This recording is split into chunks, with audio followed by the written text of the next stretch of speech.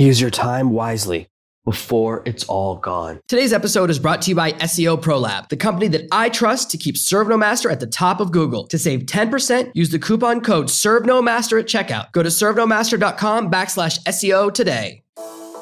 Are you tired of dealing with your boss? Do you feel underpaid and underappreciated? If you want to make it online, fire your boss and start living your retirement dreams now, then you've come to the right place.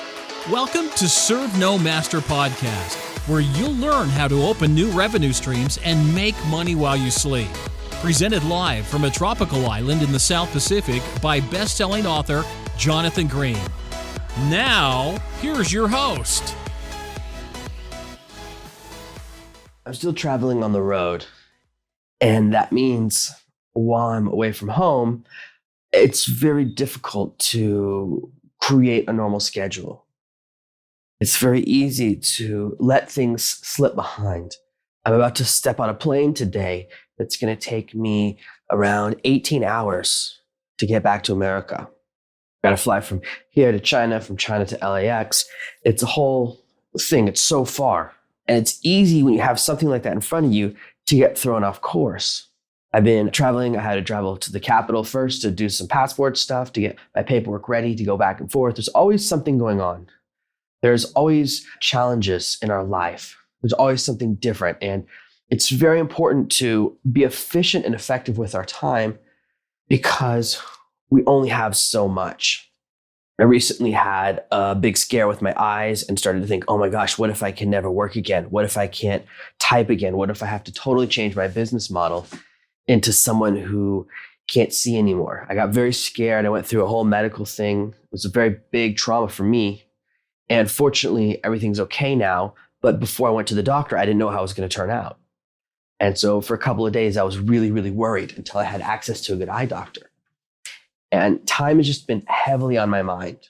And we waste so much time without realizing it. There are so many things that we do every single day that are wasted time. And the more I get emails from people, the more I talk to people, the more I realize that it's really tough sometimes to have enough time to do the things we want to do. Every day, I have a list of tasks that I need to kind of get through for work.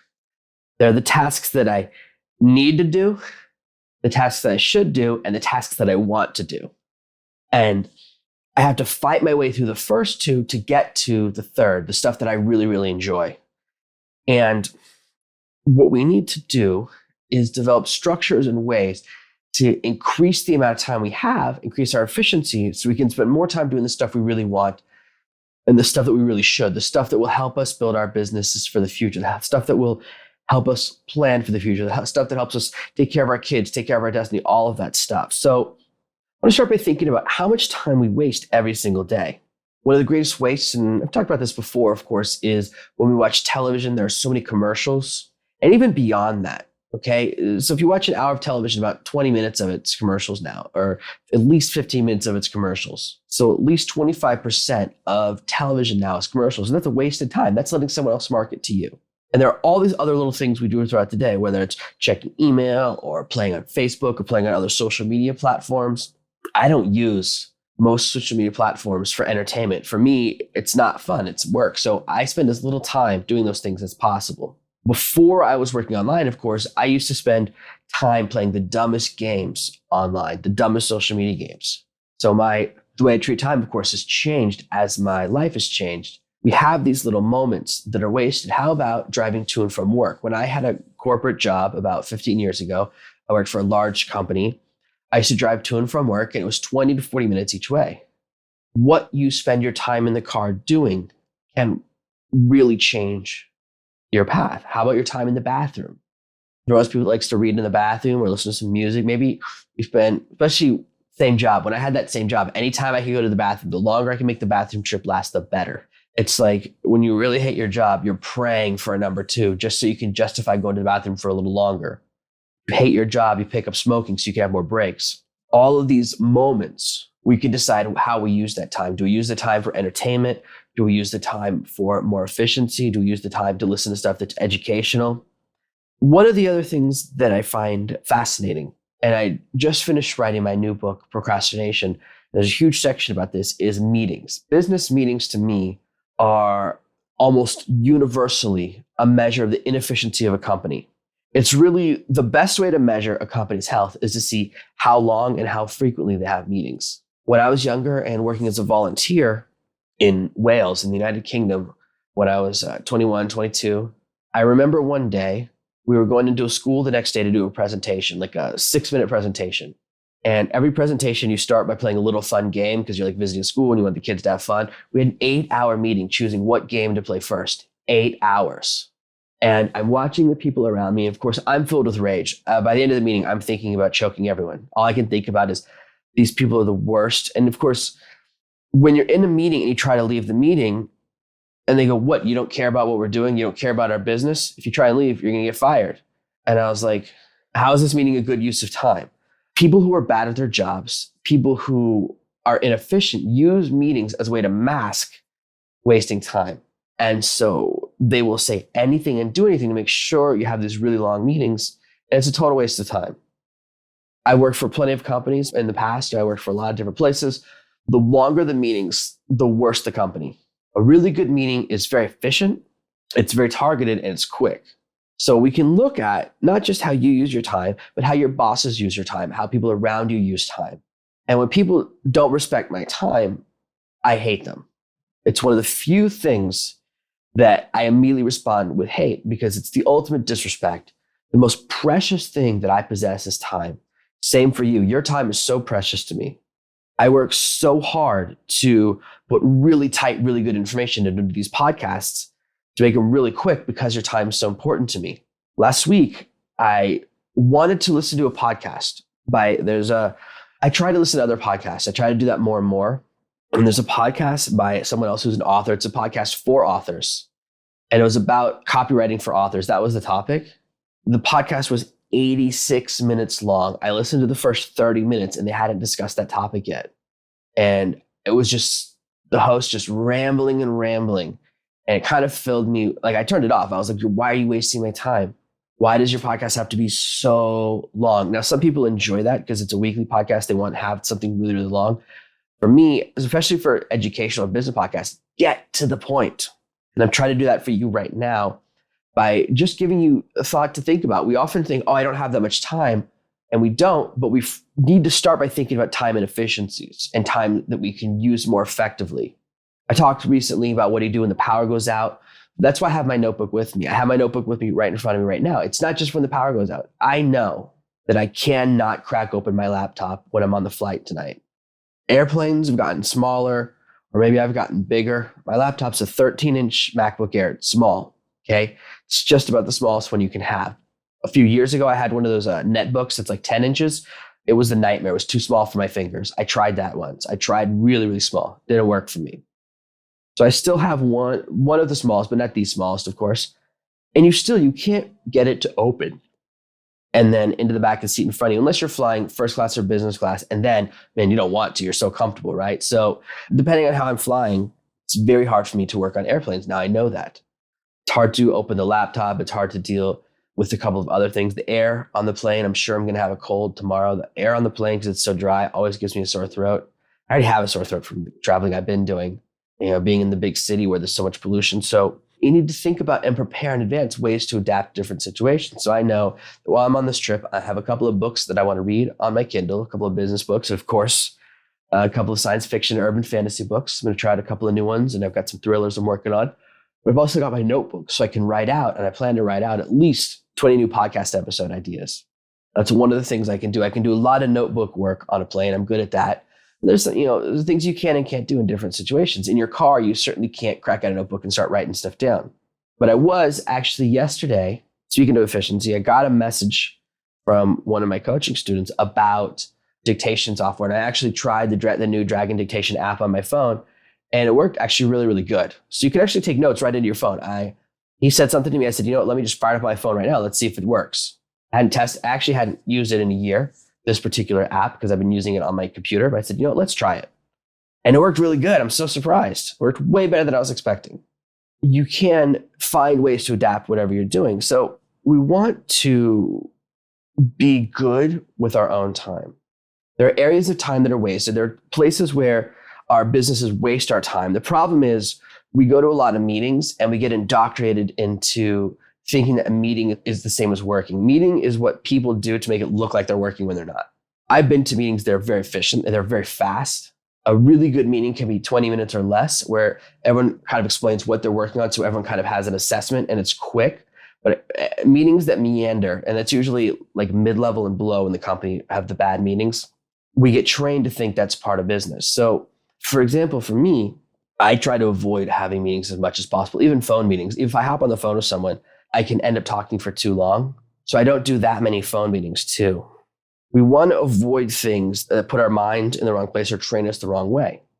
And media indoctrinates us. We talked about that recently, but so does our work environment. We get used to working in a certain way. And we don't use our time efficiently because we're so used to not using it efficiently. As a student, when I was younger, most teachers use time very inefficiently. I can tell you that the education system is all built upon dumb waypoints. Class length is determined arbitrarily. So they give you the length of a class and a lesson, and you have to teach the lesson for that class, and the class has to be this length. And sometimes, well, actually almost always, they don't match up. 90% of the time, the lesson can be done quicker. So I go, this is a 10-minute lesson that I've got to fill an hour and a half class. And you just start stretching it out. You got to fill that time. I was a very good tutor. I was not a very good teacher. In certain way, right? So I wasn't one of those teachers on TV and in movies. It's like so amazing. But I was a good teacher, but not as good as I could have been because I was so limited.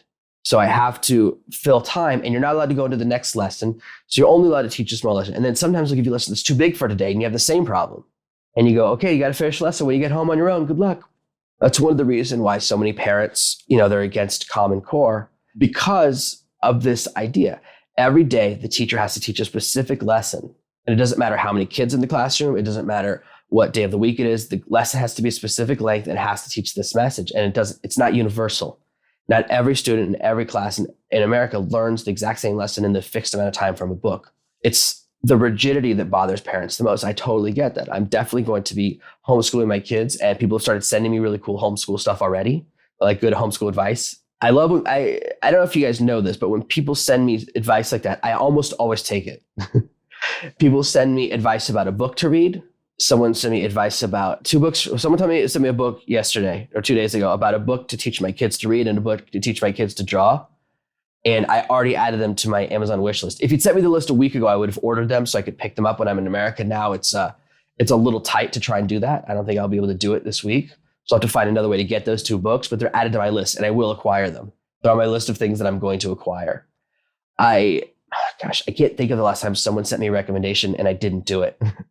I don't get very many. I get 1 or 2 ideas a week from people, but if you have like a homeschool book or something you recommend, I'll probably look at it immediately.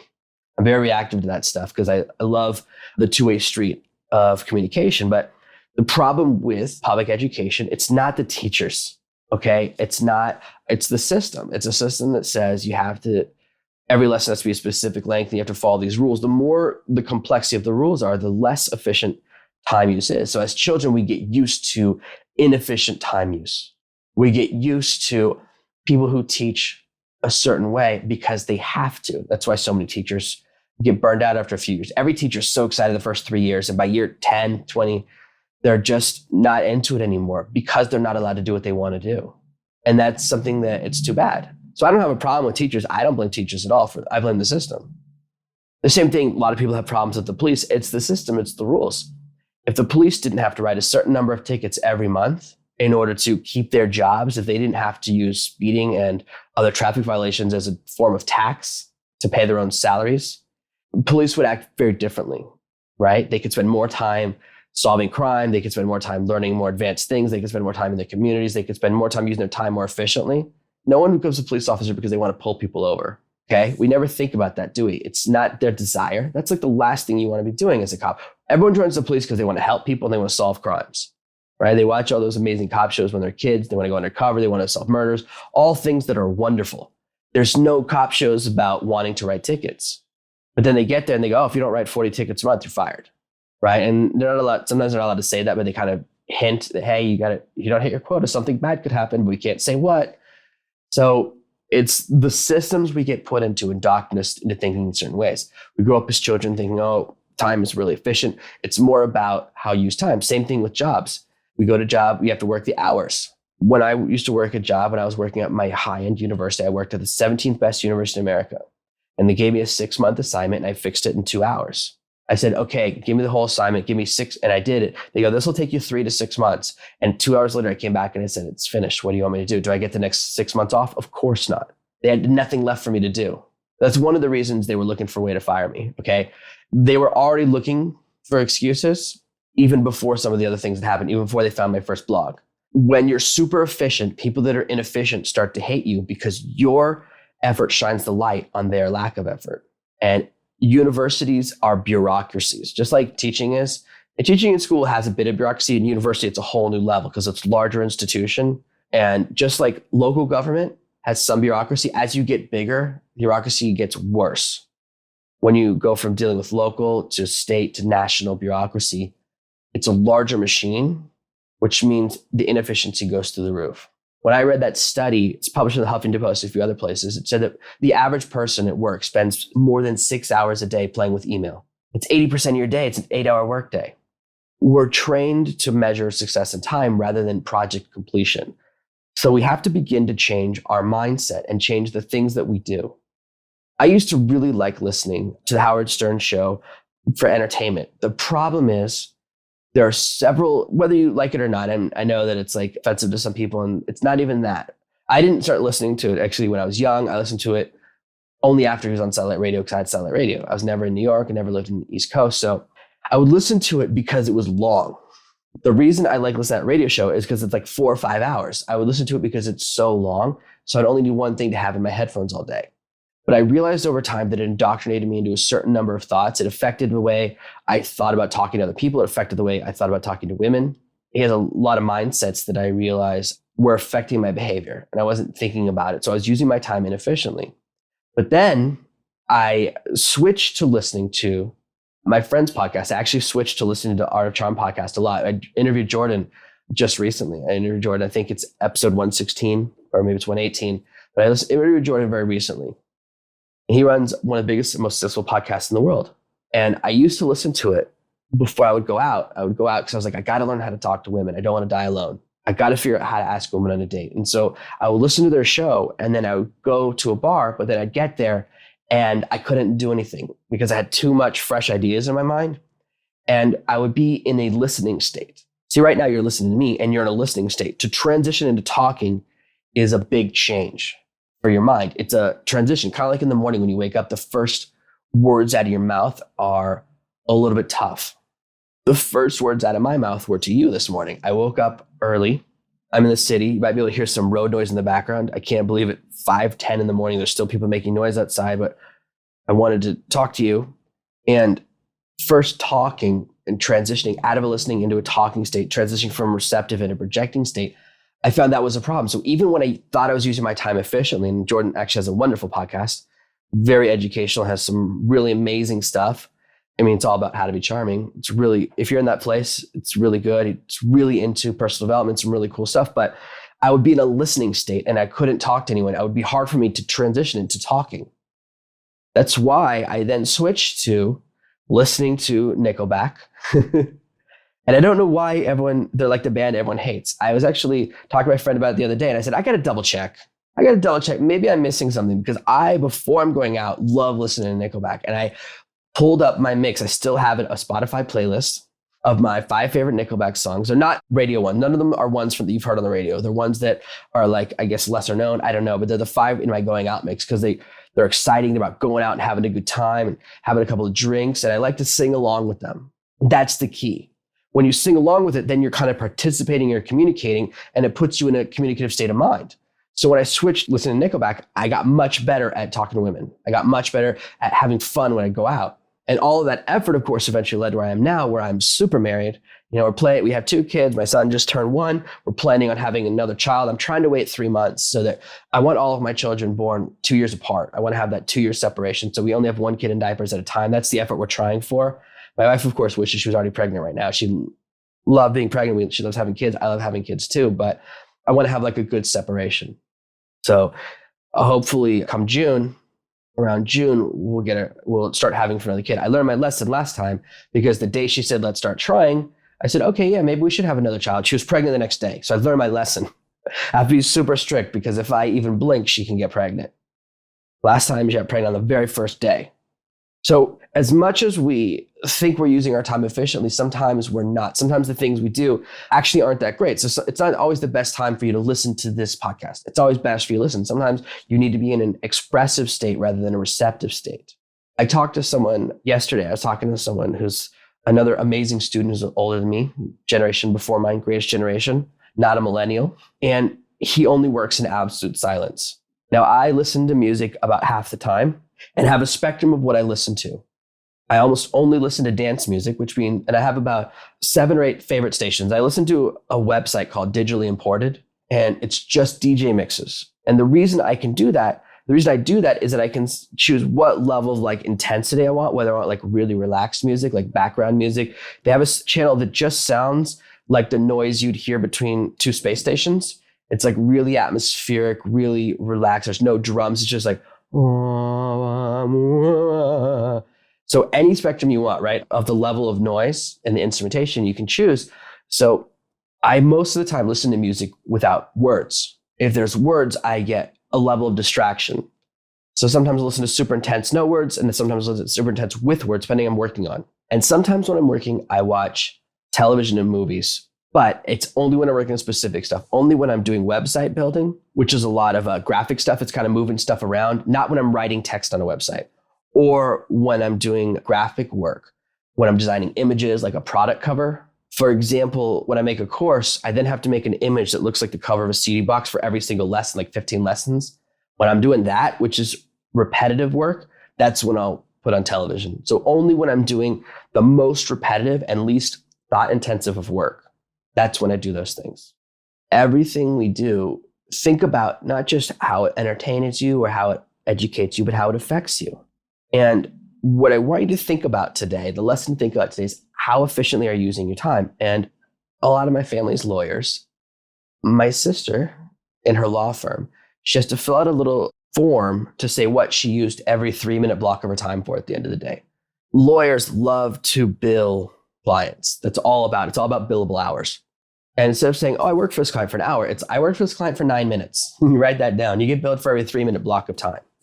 And this is why lawyers don't take long lunches. Now, if you listen again, Jordan talked about this a great deal. If you're a rainmaker lawyer, it's all about bringing in clients. But if you're a time lawyer, it's all about how you use your time. So especially when you're an earlier lawyer, that's why lawyers don't take long lunches, because lawyers get paid by time in a different way. They're not encouraged to use time inefficiently. They're encouraged to use as much time as possible, and also to always be working. So that's why lawyers have a slightly different mindset. And I want you to be that way with your time. Think about how you spend your time always. Every single day, I'm always trying to be more efficient. I was talking to one of my friends who's an internet marketer as well, in a different market than me, but we often talk about things because we live near each other. And he was saying, oh, every day I have a to-do list and it's never finished. I have an eternal to-do list. And I was like, wow, I don't know what that's like. Thanks for telling me that, because I have the same thing. I just released my new book, Procrastination, which you can find at servenomaster.com/procrastination book. You can read about it at Procrastination. I think that's the page right about the book. I've been working on that page too. And that's part of a new series that I want to write because it's shorter books. That book is about 20% of the length of ServenoMaster. I know, you don't always want a really long book. When I get a nonfiction book, shorter for me is better. The shorter, the better for me, 100%. So, and I've been thinking a lot about time, so I wanted to put out a book about time. I'm really excited by that book. I wrote it. I'd already had the outline written for a long time, and I just took an outline that was already heavily filled out, and I just rewrote a lot of it, changed a lot of where it was going, and just made it really, really tight. I have, from that series, I have the idea, because I had a good talk with someone who gave me some good advice. I have in that series already about, I think, 30 or 35 topics for more books in that series. I'd love to be doing that all the time. I'd love to just be doing the next book, and write and put out a book every single day. But I can't. I have other obligations. I have copywriting projects I'm doing for people. I'm coaching people. I'm still finishing 20K a day. I'm still finishing Control Your Fate, the next 2 books in the ServenoMaster series, which are long books. I can tell you right now that 20K a day is already a 100,000 word book. It's already the longest book in the series.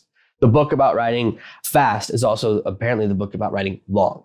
And Control Your Fate will probably be really long too, because it's a big topic. So I've decided I want to have a mix, but there are all the things we want to be working on. And so time efficiency determines how we spend every day. Because at the end of the day, we have to have that moment where we go, okay, I got enough done, or I'm one step closer. One of the things that came from my eye scare is that I kind of been breaking one of my rules. So the structure of my day is supposed to be, I wake up at 5 a.m., I record 2 podcasts. That means I finish recording around between 5:50 and 6 a.m. At 6 a.m., me and my wife, she gets up, and sometimes the kids have already woken her up. It depends. She's in the room with the 2 kids, and we, at 6 a.m., work out. Now, for a while, we were doing a lot of kettlebell stuff, but then the kids really love playing with kettlebells. And my kids, and maybe all kids are like this, are crazy strong. So my daughter weighs 14 kilos, and she can easily pick up and carry around my 10-kilo kettlebell. That doesn't really excite me because it's so heavy. I don't want to drop it on her foot or anything, but man, she's so strong. My son, who weighs just under 10 kilos, can almost lift it as well. And he loves playing with the kettlebells as well. So we've shifted to doing a lot of yoga. And right now we're doing DDP yoga. I'll tell you exactly what we're doing. I'm really into it. I'm really into the Diamond Dallas Page yoga program. And here's why. He uses my time so efficiently.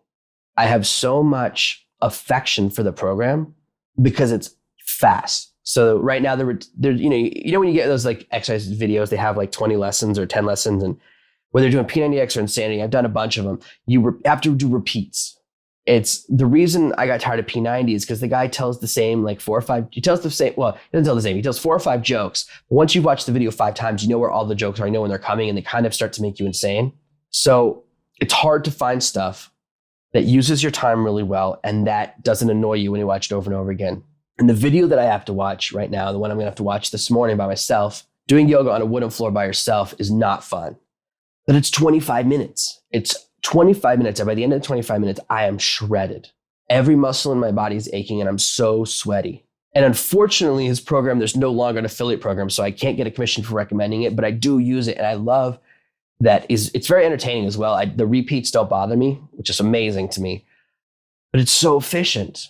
I love that because we were doing these yoga programs. I don't have the ability to do like an hour-long yoga routine anymore. About 20 to 30 minutes in, I start looking at the clock. A few years ago, I would do an hour and a half yogas. And maybe if I was at a yoga studio, I could do a longer session, but I just get bored and distracted. So I want to work out that's fast and tight, just keeps my attention. And this really does that. We have tons of exercise videos. We probably have like 20 or 30 exercise programs in the house. We've got Zumba ones, and we've got Plyo ones, and we've got yoga, kettlebells, all these different things. And we have the spectrum with kettlebells too, from some Russian ones where it's like super intense, like kettlebell make Russian strong, American weak. We have one of those guys. It was amazing. It's so intense.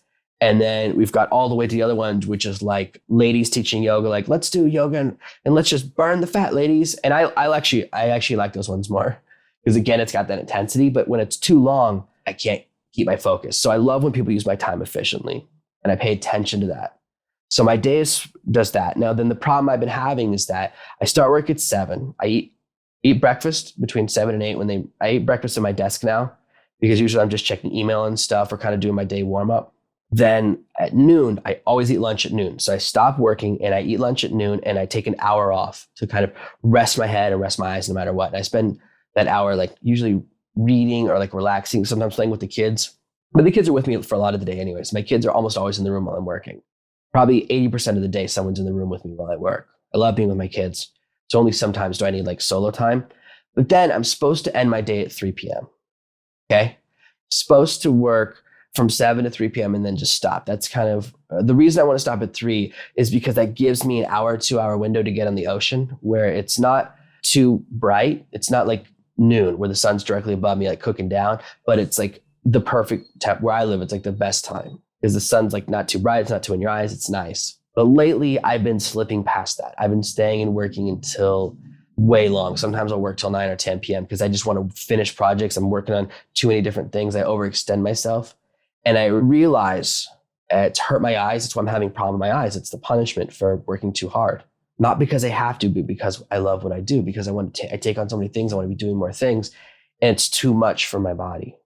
And my body is giving me a sign, hey, you're not using your time efficiently. You're being too much. You're doing too much work yourself. You're pushing yourself too hard. And a lot of the stuff I work on, it's stuff that I could just be a little slower. It's like, oh, I just wanted my book out faster. So you don't want to push yourself too far as well to the point where it starts to affect your health. You don't want to push yourself too far to where you're just taking on too much. You have these to-do lists and all these things. I can tell you right now, okay, with every book I put out, I make a web page. That's why I have book for Servenomaster. I have Orbit for Breaking Orbit is the page. I got 20K a day, or it's the 20K page is already partially there. If you go to servenomaster.com/20K, the page is partially done. It's a little bit done.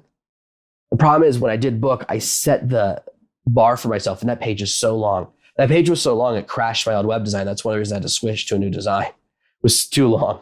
I make these huge things and it becomes too much. So now I just released Procrastination. That book, the page isn't done for it. If you look, all that's there is a template and the actual cover of the book. So now, hopefully before this episode goes out next week, I'll have time to do the page. But the book is already out. I realized, you know what, man, I got to 80-20 it sometimes. Sometimes you got to put out stuff and pieces aren't finished.